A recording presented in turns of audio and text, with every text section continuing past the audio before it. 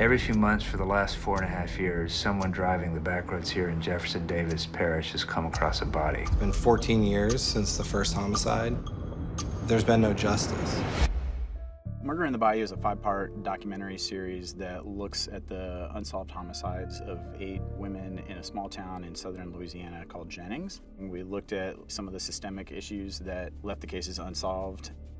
My aesthetic is very much towards naturalism. I don't ever want you to feel like something doesn't feel right, like it feels produced, like it feels lit. Especially with that project, when you want to be so sensitive and respectful of the world, you want it to feel and be authentic. If you wonder whether or not cinematography has to be pretty to be successful, I'd say an emphatic no.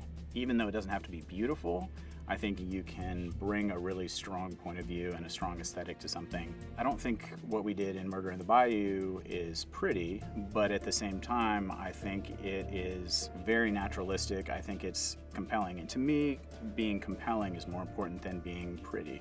The cameras that we used for Murder in the Bayou were 2 C300 Mark IIs, and I used mostly L-series lenses. One of the most important factors for how I shoot is the ergonomics of something. Like, I want the equipment to completely disappear from the equation. I don't want to be fiddling with anything. I don't want to have to think about anything. I want the muscle memory in my fingers to know exactly where to go, while a verite scene is happening, so that I can be as responsive as possible and as agile as possible.